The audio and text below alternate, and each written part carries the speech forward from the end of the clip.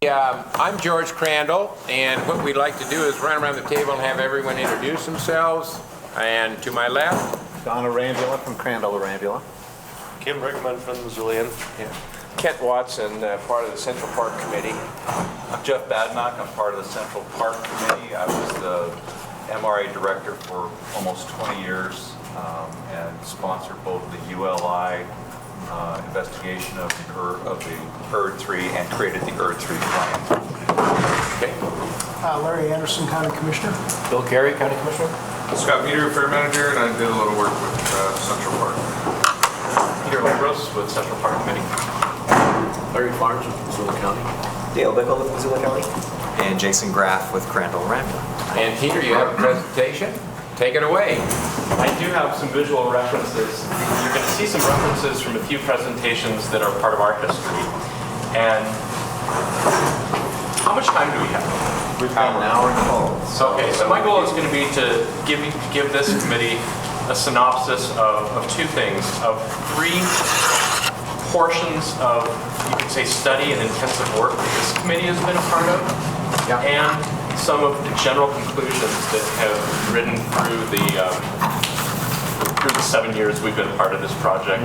We'll try to do that as quickly as possible and then open ourselves up to the questions that may be helpful to you. Okay. So the presentation isn't a specific package for you. It's really some images that have come with us along the way that help us tell our story.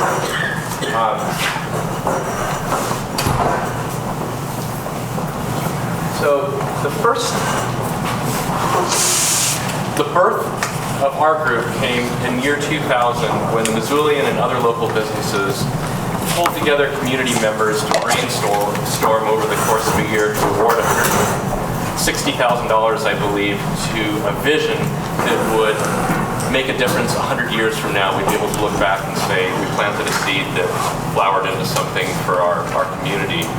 And I believe there were 100 and some odd community members that were pulled together for a series of charrettes, and probably 100 ideas came down to four that survived that and emerged as visionary objectives for the city that were awarded the money. And Central Park was one of those. I was a part of the whole process at that time, and as a citizen and as an enthusiast for this, there were several kind of awakenings that we went through of the way we perceived this land that brought it to its status of being awarded a community vision. And I want to touch on some of those.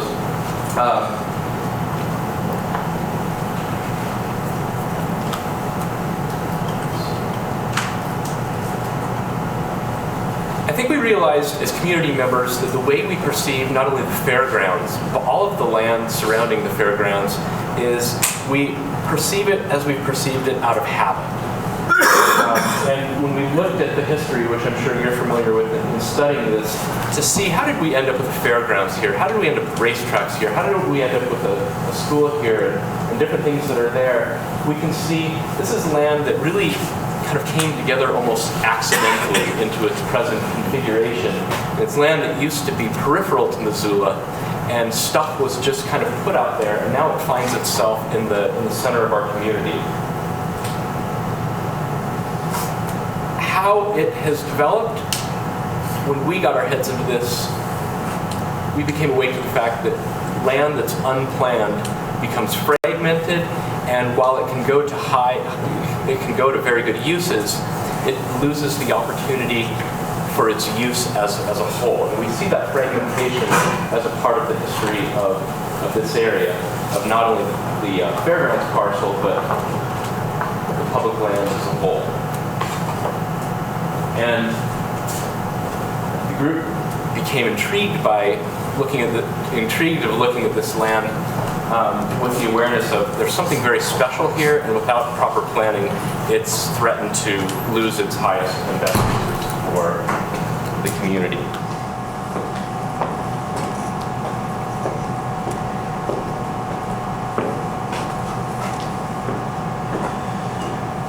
The contemplation of this land was an awakening of how valuable it is.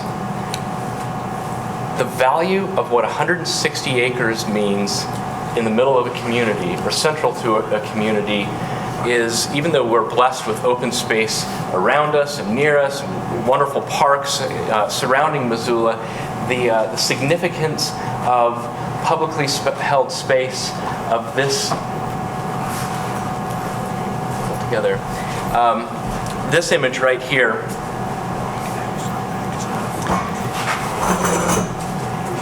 and I should back up a step.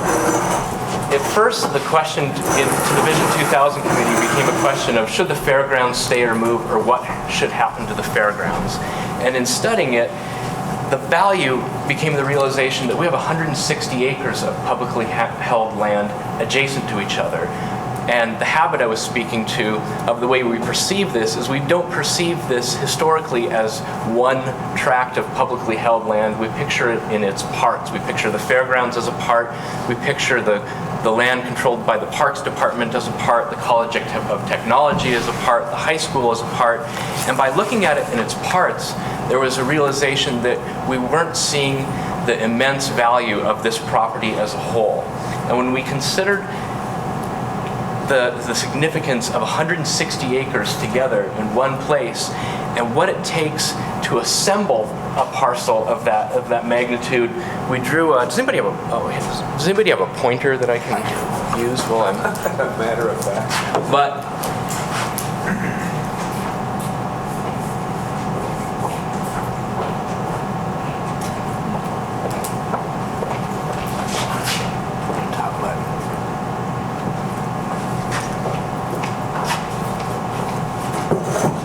Okay, so if we look at, as Missoulians, we know these neighborhoods between South Avenue and between Patty Street and between Bancroft and between Higgins, and if we imagine what it would take to assemble 160 acres that are in a residential area of our community, our perception of value goes from how much is land worth a square foot.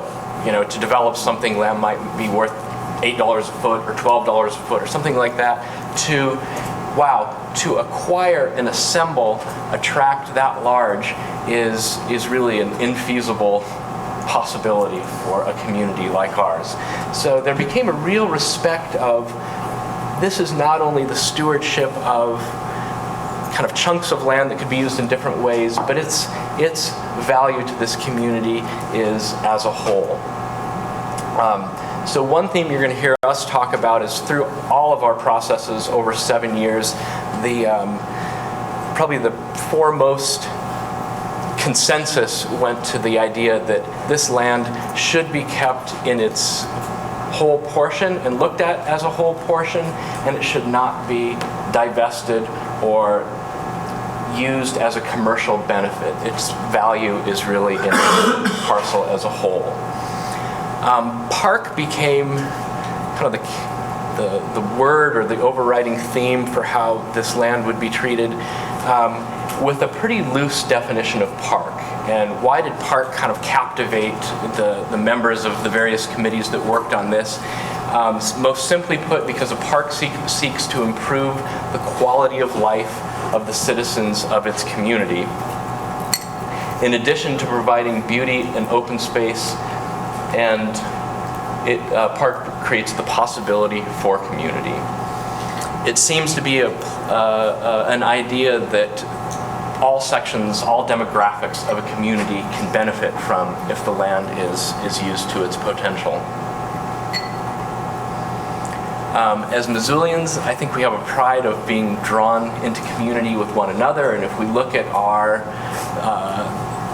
the venues that we pride ourselves on as a community, our out to lunch, our various parks around town, we are a community that seems to enjoy being drawn together with each other, and a park seems to be a value statement of that. We saw approaching this parcel as a park as visionary. We chose the name Central Park, not because this could become a replica of the Central Park in New York, but really as an honor of the vision that occurred in that city at that point in time. And when we look at Central Park in Manhattan as probably the most visionary park in the history of the world that I'm aware of, that under immense pressure of economic development and of hard times, such a large swath central to a community was dedicated for park functions, and now has created the most valuable real estate in the world surrounding it. And so we looked at that and really took inspiration from how can we be visionaries today that 100 years from now, or several hundred years from now, people could look back and say that was really a gift to our children.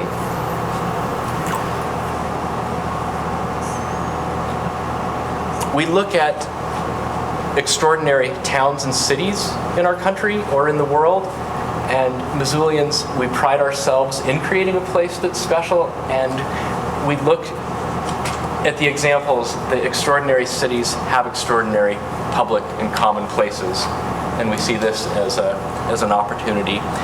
We see the existing pieces that are there as the starting ingredients for a park. And from the time that this study was done, there have been wonderful additions, most notably the water features and the water parks of the Parks Department, the splash and the pools, and some additional ice features. But when we look at the uses that are already there, we think we have a good start to the ingredients of a park already.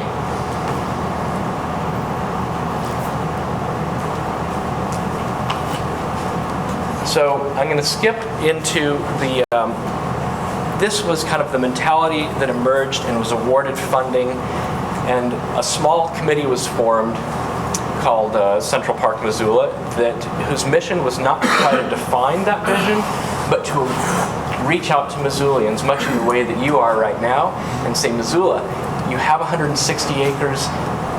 What is your dream for this land? And to try to educate our citizens so they had a starting point with which to contemplate this area, and then to invite their ideas. So I'm going to skip to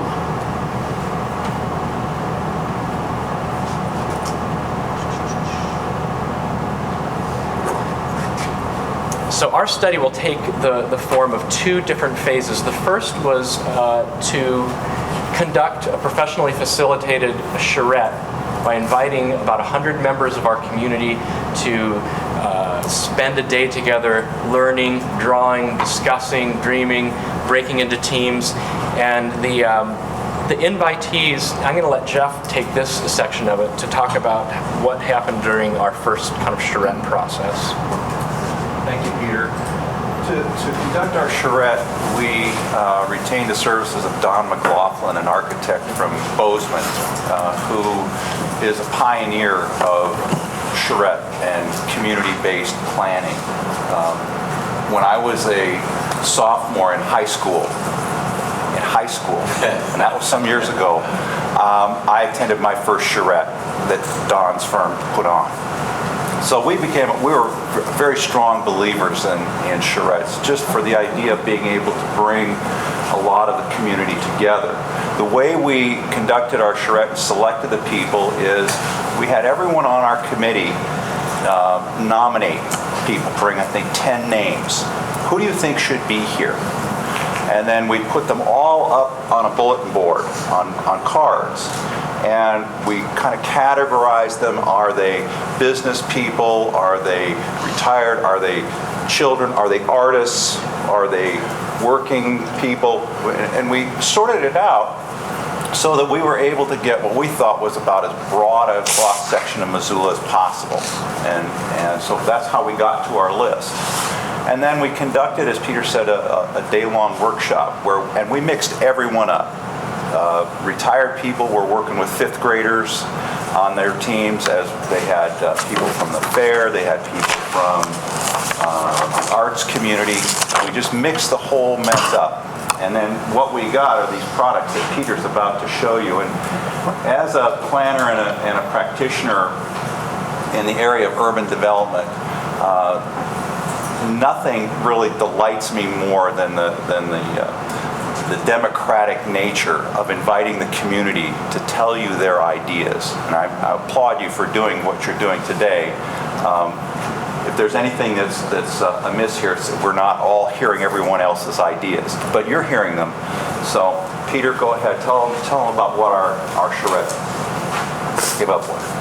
So it was remarkable to see a group of 100 people, and the stakeholders were all invited, by the way, as well as a part of this, is from the beginning of the day to the mentality that most of us came with of viewing these parcels in their fragmented pieces, to watching people dream of what if it's considered as a whole, and the wealth of ideas that came forth and were sketched out surpassed those ideas of the committee that had been thinking about this for years to start with, and many of them beyond probably what we might consider feasible or realistic, but all with common threads of things that really inspired kind of the next round. So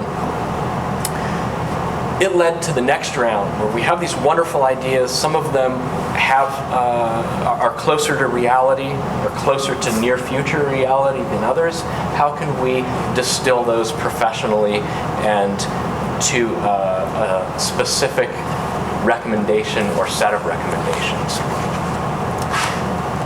Design Workshops was a firm that was hired to take us on that next step, to take the charrette results and bring them to another level. So Design Workshops, who was already familiar with Missoula from other studies, spent quite a bit of time analyzing the site for all of its particulars, studying its uses, studying all of the demands of the particular parcels, and then reconciling those with the results from our charrette. We have a report that we're going to leave you with, which shows their method of study of from how much field use to what's going on at the fair with the different uses, what studies have been done by the fair on an event center and how might an event center, and I will mention, it was never presupposed in this committee's work whether a certain use should go or shouldn't go. It was really trying to create possibilities for people to make those judgments with. We have a choice of creating an efficiency or moving a use or whatever it is. So the function of this committee has really been to create choices. So in the Design Workshops process, not only did they conduct a thorough research of what's going on at the facility, but they also held a charrette process of their own that was a little bit more focused based on their research. They conducted their charrette at the facilities at St. Pat's Hospital. It was primarily focused on stakeholders with some outreach to the community to react to both the ideas that the kind of data showed of use and to further distill the ideas that had come from the charrettes.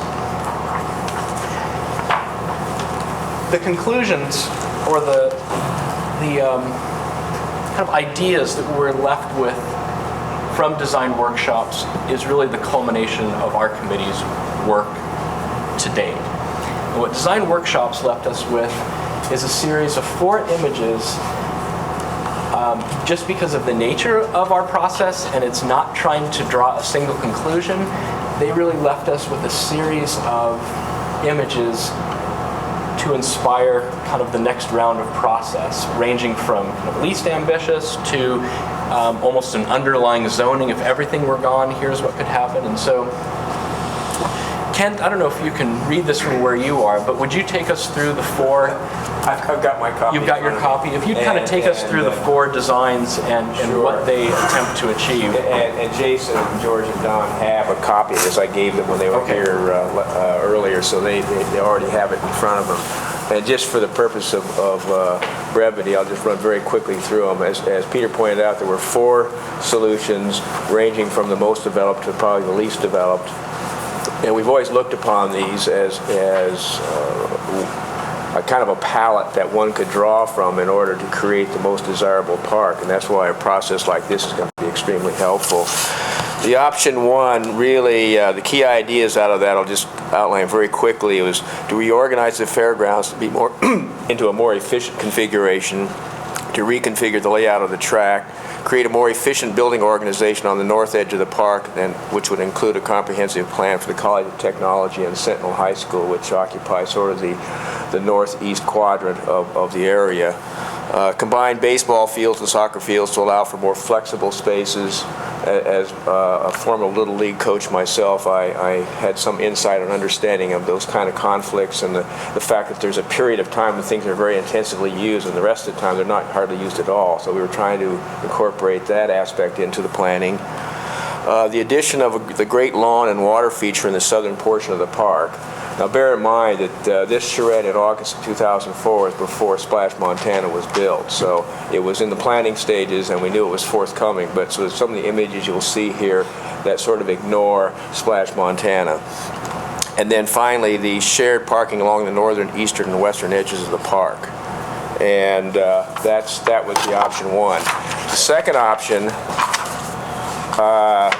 very similar, but you can see some changes just from looking at the graphic there. Once again, the key ideas were reorientation of the fairgrounds, a midway and major pedestrian spine as a central organizing element. It was long felt that one of the frustrating things about this space is there's no organizing element, and the importance of figuring out a way to develop an organizing element that would work for all the uses was a major key idea in this option too. An amphitheater, retail restaurants, and other uses added to the center of the park. New shared parking along the edges, and again the reorganization of the playing fields, so that there's a more efficient reorganization of those spaces. Option three, a little harder to read. In two, where is the amphitheater here? The amphitheater, see, I didn't realize this was going to be a test, George. Oh, there it is, right in the center. Okay, It's nestled between the two. There you go. Yeah. It's been a while since I've looked at it myself. Option three, different sort of graphic altogether. Reorganization of the fairgrounds once again. Northern portion of the park into a campus-like mixed-use area, including expansion of the College of Technology. So basically, the northern third, which is characterized by those dark brown buildings, is more or less a reorganized campus-like setting. Yeah. Just one thing. Sure. What's interesting about this is yesterday we were having discussions about roads possibly through. This is a road through the facility. Right. And I'm glad you pointed that out, Scott, because one of the things that shows up in I think all of them have to go back through, is the fact that that could be put in there and opened when needed, but it would not be a thoroughfare otherwise unless there was some activity involved with the space where that had to be opened up. We certainly didn't want to create a through traffic route there, but we felt it was important to have access when it's needed through that quadrant of the park. Yeah, thanks for pointing that out, Scott. Okay, the other key ideas for the option three, addition of a major east-west promenade and a sculpture walk like space linking the two areas. So you see, basically at the bottom of that developed area, there's a major walkway that goes right along the southern edge of the sort of the campus-like development. Reorganization of the recreational fields once again, a new water feature and ponds in the southern portion of the park, and obviously with the existence of Splash Montana, that takes on a somewhat different character. But I think the concept, and this came out of the earlier charrette too, there's a lot of interest in water features beyond a splash facility. You know, some kind of a pond, some kind of a fountain, anything that would give this park a really distinctive water type of use. So that was one of the things that shows up well in this option. The addition of the Great Lawn as a central feature, and then a natural amphitheater in the center of the park in this case. And the amphitheater here is at the north edge of the Great Lawn. And then finally is option four. This is the least developed option. And the key ideas are the large Great Lawn and lake as a central feature. So that really establishes the theme, if you will, for this space in this option. removing most existing buildings and structures, informal meadows with recreational fields, a large water feature connecting to the central lake, a new formal meadow gardens in the northern section, and a new museum or cultural institution, and a new tavern on the green type of restaurant. So that's sort of the quick overview of the shred options that came out of the design workshop process in August of 2004. Jeff, can you speak to the mentality of why a study like this is even relevant today when we're not suggesting that buildings be scraped and high schools being removed and that sort of thing? Why do we have a drawing like this? I think simply looking back at the history of our planning, since we started thinking about this great space in the heart of our community, we've seen a multi-million-dollar addition to the high school. We've seen Splash Montana go in. The city has put in a flood control project and basically made this into a catch basin. And what that tells us, and not to mention the considerations of the fair's future, what that tells us is that while we can have a vision that we hope survives 100 years and can come into fruition over the next century, things are happening all along in a vacuum, which goes back to Peter's one of his original themes. Things are happening in this area, and if there's anything that I think characterizes our concern, is that we'll continue this pattern of development in a vacuum without thinking of the larger picture, and we will commit ourselves on an ongoing basis to what are acknowledged to be good uses. But this is the only place where we will have 160 acres in the central part of the city. We know that the college, the university, for example, is already contemplating moving the College of Technology into their South Campus. And what's going to happen is if we, as a community, have not engaged with the university, with the county, with the high school about the future of the College of Technology, something's going to happen there that's not going to be very visionary, that's not going to think about this whole area.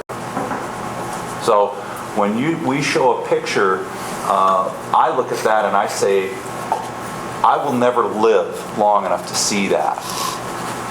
But Peter's children and his grandchildren may.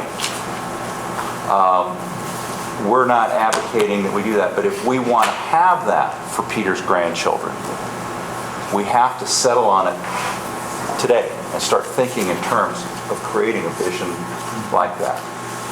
That may not be the vision, but we're going to foreclose on it if we don't think that way today.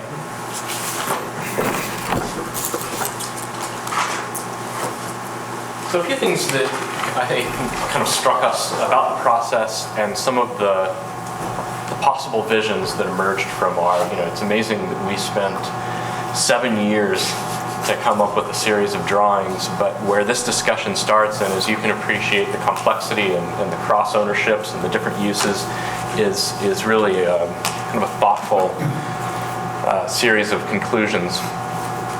One of them, money always comes up. What can we do financially? What can this community afford? And early on, when we started to have this awakening of how we consider this land, and we realized we don't think of it all as one parcel. When we park at Splash, Montana, we don't think that we've parked on the same piece of land that houses the fair. We wouldn't think of walking that distance. Or if we park at the Y, we don't consider that we're at the same parcel that the high school's on. We would get out of our car and just drive.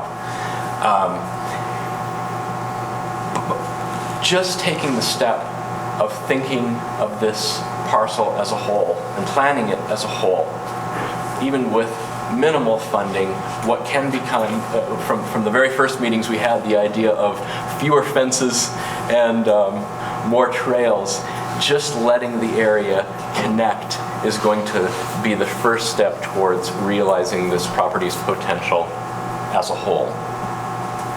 The idea of efficiency, when we look at the idea of a cooperation between a high school and a parks department and the Y and the fair, whoever it is there, the idea that there's so much space that's used for recreational purpose, and if those spaces can be organized. And I was in Manhattan just in October and walked the park with this idea in mind and seen, wow, here are spaces and fields that have been organized to offer multi-use and thereby freeing up other space for other sorts of use, and then watching the synergy that comes from that. So regardless of the pace of this project, the idea of it being thoughtfully organized is probably the most dramatic step that can lead to an immediate greater benefit of this area. The idea of treating this property with the respect of the value that it contains. When we choose to put an ice rink in, how are we going to think of an ice rink architecturally and where it will go?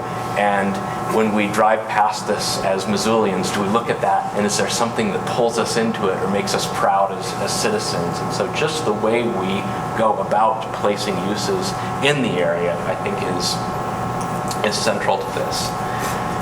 You can see the idea of how the fair buildings are organized. This committee was probably a good representation of the community in that we had members who never see the fair leaving and see it growing, and we have members who saw the fair perhaps taking a different course, and that really wasn't the focus to solve that issue, but the inspiration of if we're going to have a fair, if it's going to evolve into events facilities, that it be done in a way that is most efficient and most becoming to the property as a whole. There are a few themes that, if we're to distill all the ideas and say these are the strongest voices we've heard over 7 years of citizens who've put their head into this and thought about it and drawn conclusions. There are a few, and some of them are redundant to things I've said. The first is consider and plan these parcels as a whole. Otherwise, we immediately lose their potential as a whole. So if there's one purpose that this committee would like to have influence the process, it's to steer it towards looking at the parcel as a whole as opposed to just the fairgrounds or just any of the other parcels. Number two is, with an appreciation of the value of this, is to not divest of this parcel or to not utilize it for economic gain. The awareness that regardless of what we can afford or can't afford today, the treasure that this is, the latent treasure for generations to come, is that we would be selling ourselves short if we were to fragment it or divest of any portion of it. You've seen in some of these drawings, there are commercial elements to them. There was, I think in option 3, there was a series of commercial buildings. And I think the thought process of the community input that led to those wasn't for the sake of could we profit from that particular use. It was a way to imagine, whether it be an events facility or whether it be commercial uses brought into the park, that those were in the interests of the park, not in the interests of fundraising. Thirdly is to inspire a process that will lead to a joint city, county, and other stakeholders kind of surrender or organization of an overarching authority of this. I think when we see the kind of sub-authorities, again, it doesn't lend itself to this property being managed as a whole, but lends itself to being managed in parts. And so the foremost probably organizational recommendation that we can come forth with is that to encourage the city and the county and the other stakeholders to come together and create an overarching authority, whether we call it the Central Park Authority or whatever, that can then allow each of the stakeholders to focus on their particular mission. I think it was in support of the fair, for instance, if the fair isn't burdened with being the vision and the steward of this entire parcel, the fair can focus on running a first-class fair and utilizing its facilities the way they're best utilized. And that carries through for the other uses as well.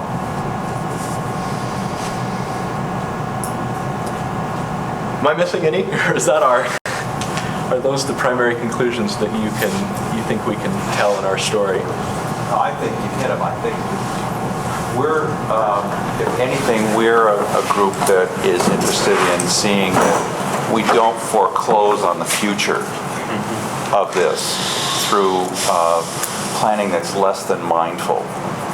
I think about some of the things that have come before the county commissioners in land use planning, and for example, the consumption of arable land. And are we looking at a time in our history where we're going to change the way we deal with food? Are we going to try to grow more food? Well, if we are, then we need to have a fair that highlights, for example, local food production, growing food. We need to expand what the Extension Service does. We need to be able to showcase to the citizens how they can take on locally grown food. There's a lot of people who are doing that in Missoula, but it may be one of those things that's going to be more and more important as life goes on. So we want to make sure that when we think about reinventing the fair, whatever that may be, that we have it in the context of this space that is the heart of our community.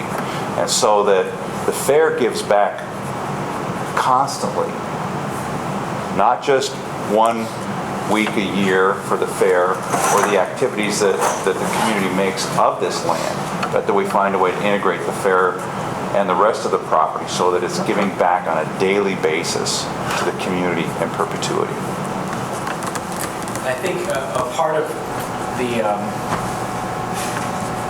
kind of a point B to the thought of a planning body or an overarching authority was to create a plan today that is a plan for the long term. We all know that we're limited in what we can spend financially today, but to not let that be the limit of this land's vision.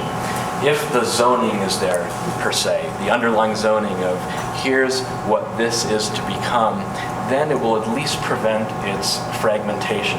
And as this community can fill in the vision and color the map in, it will take it at the pace that it can, but without a predetermined plan that says, okay, here's the process for anything going in, or as we can afford to, here are the pieces that are going to fill in, without that underlying zoning or that underlying plan, which is we're thrilled to see the process that's happening right now, obviously with the county commission and with your involvement. It's a step in that direction, which will hopefully lead to the conclusion in this direction. I think this committee can offer its service to the county, to the citizenry, to you. I think what we have behind us right now is we've engaged the community in so many different ways that we know we can pull people together, we know we can pull information, we know we can kind of take the momentum of our process over 7 years and bring community passion to whichever direction this ends up taking. So with that, I think we've left ourselves about 15 minutes to take questions or talk about these ideas or whatever. Thank you very much. I have a question for you. Looking at the report, there was a voting between option 1 and 2 and 3 and 4, and a preference indicated. Where are you with that anyway, or why was that preference developed, or what happened, or What's the result of that? Yeah. So if we were to look at these 4, and all great ideas, great concepts, can you give us a little more information so that if we thought option 4 was the best and no one voted for it here, we would know the reason? Right. I can speak to a few points where I saw the preference barometer happen. The first one, and probably the most dramatic in my mind, was in the first charrette, where we had options that ranged from really turning that land into something like you see in Vision 2 or 3 here versus kind of leaving it the way it is. And we had 100 people participate in that one, and it's in our kind of first charrette book, and you can see there was a strong, probably 90% of the dots went on the most change that process resulted in, which was not the scraped park. It looked more something like this. And it gave us the sense that the community, when they see the value of this, wants it to be mature into something that's its potential. When we saw the meters being taken from this process, to be fair to that and drawing conclusions from it, there weren't as many people putting dots up in that to draw a far-reaching conclusion. I think there was a general enough kind of, even though 1, 2, and 3 are different, they're similar in that they really just present a reorganization of the lands that are there to take advantage of efficiency and preserve the whole. Versus number 4 didn't really emerge as an option that was being advocated. It was really the idea of every step of the way that you have a choice in Missoula to further develop or lessen the development in an area. Here's an alternative vision you can have in your mind as you go down that path. And so number 4 didn't get dots, I recall, because it really didn't impress any of us as today, as it did just a vision to refer to as we have choices along the way. So does that help your understanding of what we did? Yep. Looking at the alternative, in option 1 or alternative 1, the racetrack is retained. Right. And that's the only one where it's retained. In option 3, which was received lots of votes, the fair is certainly more compact and up in the upper left-hand quadrant with kind of a central organizing space. And what was the thinking about the track? Or did that come up? The racetrack? I don't recall that it was a major item in that discussion. As Peter pointed out, it was a much smaller group that we had, with stakeholders and a few others that showed up for that process that Design Workshop conducted. So there again, we were focusing on the 160 acres and not trying to determine whether there should be racing or not, because we didn't want our vision to be clouded with what was obviously an emotional issue for a lot of people. And that's, I think, one of the reasons why we ended up with it, showing it in an option, in this case option 1. And as I mentioned at the outset, I think the whole idea was we're creating a palette from which ideas can be drawn based upon these various options. And I think there was a respect to how emotional those issues were. Oh, yeah. And in that given year, the idea of the racetrack, the racetrack is going to go, the racetrack should stay, the racetrack is going to be expanded. There was such a kind of debate going on in the racetrack and fair community itself that, as Kent said, the committee saw its strength as showing the community. We saw so many times those questions being put out to the community without an alternate. When we started our process, the most common question out there was, should the fair move? Some people would say no, but it was not asked as here's an alternative. It was just asked almost as a vacuum. Same thing with the racetrack. Should the racetrack? Well, unless we see a choice as citizens of here's what we could gain if it left, and here's what it could look like if it stayed, that's really what we saw as our purpose, is to present options to choose from rather than to ask that question as an isolated question. Again, it goes back to the idea of mindfulness. If we don't think about it in a mindful way, we're going to get what one of our early participants called the balkanization of this public land. It's been divided up such that one day when I was out there walking around, I saw that there was an 8-foot high chain link fence around the high school, a narrow driveway, and an 8-foot chain link fence around the park. And it occurred to me we had 2 chain link fences dividing public uses. And it struck me as rather odd that that kind of development had taken place that way. that if I wanted to use some part of the open space of the high school and some part of the park on a walk, I would encounter 2 chain link fences that were, 15 or 20 feet apart. It just didn't make sense. So that, if nothing else, this exercise appeals to me, and I think to Peter and to Kent and the rest of us, as a call for the community to be mindful. Think about this and look at our alternatives and recognize that we can have whatever vision we want. But absent that mindful planning, we'll get none of it. We'll get nothing. Sure.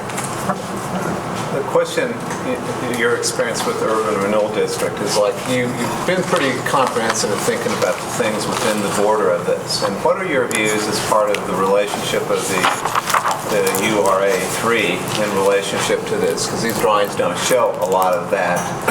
If you're talking about being mindful, what's the mindfulness of this site in relationship to that redevelopment agency? And what, obviously, you've been intimate in that over the past. When we started our redevelopment plan downtown, we had along with us, it's kind of the back of the business card idea. One of the things that we were charged with doing was to enhance the public's visual and physical access to the river. It was a statement that was that simple that guided everything that we did with respect to the river, the parks, the trails, the accesses, the cover, the crossings. All those things were just all housed in that one simple sentence. If there were anything that I would suggest for this part of the community with respect to redevelopment would be to come up with a simple back of the business card mission statement with respect to what we've called the Central Park area, something that spoke to redevelopment in that area and how it would address this. It's certainly not going to address all parts of the 3rd Urban Renewal District. It's not going to be part of it. But the waves of influence that are going to come out of a mindful planning of this area are going to affect all up and down Brook Street. And this was actually addressed to some extent in the report. If you turn to page 20, there's the problem-solving component and part context. And there was actually a plan, which didn't end up in here, that Kurt from Design Workshop developed, which was pretty revolutionary in terms of a parking structure outside the edge of the park someplace that the Midtown community, the commercial community, could be part of, as well as helping solve some of the parking problems for the park. It doesn't appear in here because as a structure now, at that time, in that area would have been like, pretty controversial, so it didn't appear in the final report. But those kind of concepts were considered in this total context, that, Central Park is really in the middle of this Midtown area, and what happens there is going to greatly impact what could happen around it. The other question I have is now through the lens of all these other changes that have occurred recently, as far as, we've heard land deed restrictions and water retention areas and Splash Montana and, all these things that you've said is, this parcelization and not think of this as a larger whole. These projects have their own little lives of their own. Would you think any of these options a little bit differently, knowing that there is some, if not short-term, at least mid-term commitments to these sites as far as, you've made $1 million investment, that's not going to go anywhere. Does that change your view of how you would look at these 3 sort of mid-range aggressive options? Well, $1 million investment or $2 million or whatever, that kind of investment isn't going to go away tomorrow. It's not going to go away in 10 years or 20 years. But it may go away in 30 and it may go away in 50. Once the structures or improvements that have been made have gone through their life cycle. If they exist today, for example, the water retention project, that's a given now, and it's pretty important to the entire community. Well, if that is a new given that this area has to deal with, then let's move forward planning on it being there and incorporating it, rather than when the retention pond plan was put together did they think how it would affect the fair? Did anyone think how it would affect any part of the use of that land in the long term? If we have a major lake feature at some point in the future, and we have a big spring runoff, we're going to have to figure out how those two work together. So I guess the idea is that thinking for 100 years is much different than thinking about next year or 5 years. Because none of us in this room are apt to be enjoying it. And we all know the saying, the best time to plant a tree is 40 years ago. Well, if we're going to be those people for our grandkids, we're going to have to do that now. And if we fail to do it, what are they going to be left with?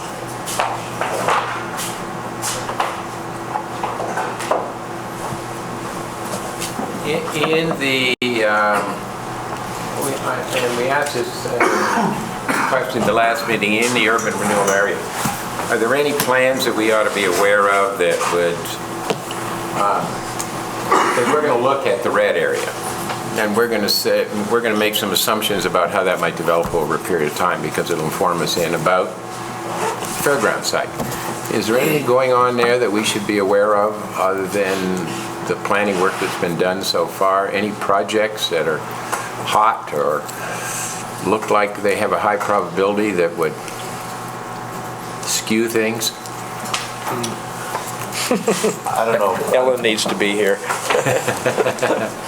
think that you can see so many areas that are not, they don't have dense residential component, or they're kind of ripe for more dense residential component.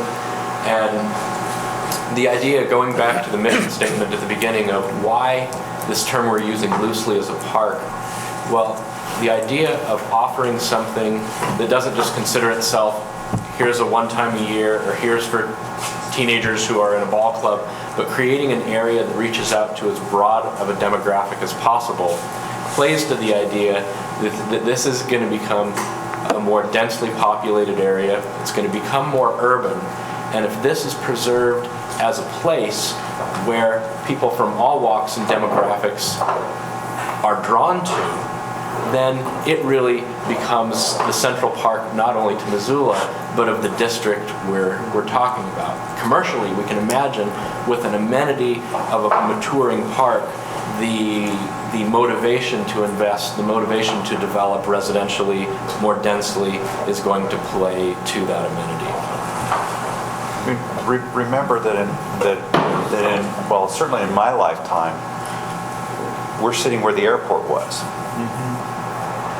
And that's a lot of things have happened in 50 years to change the community.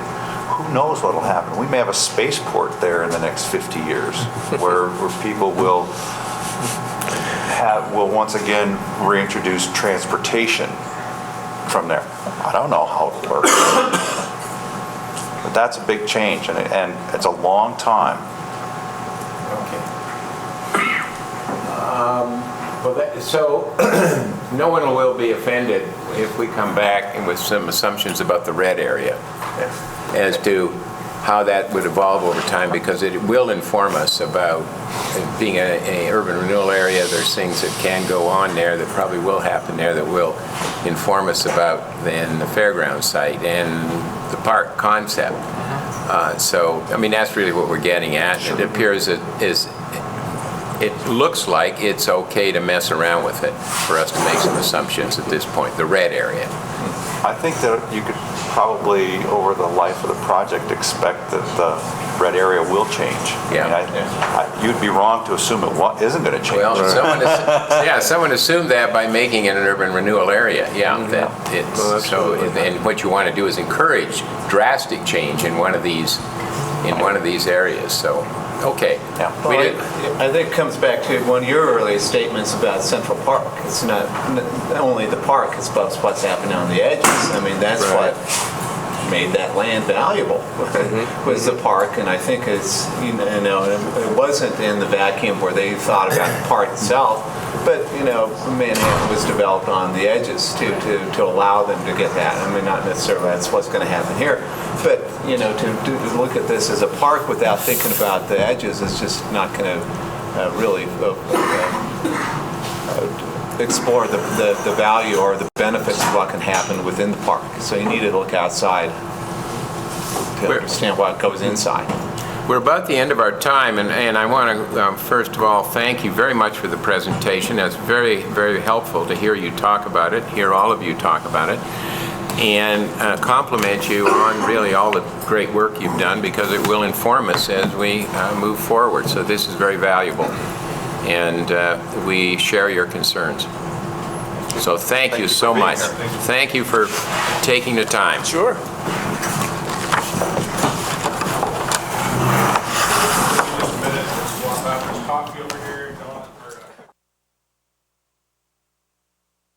Coming out this morning and giving us your time. Why don't we go around the table and introduce ourselves. I'm George Crandall from Crandall Arambula. I'm Don Arambula from Crandall Arambula.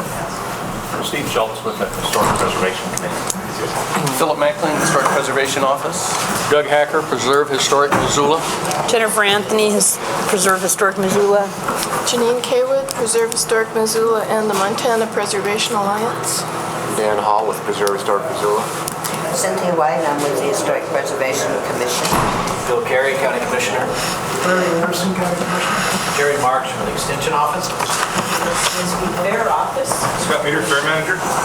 Larry Farnsworth from Missoula County. Jason Graff with Crandall Arambula.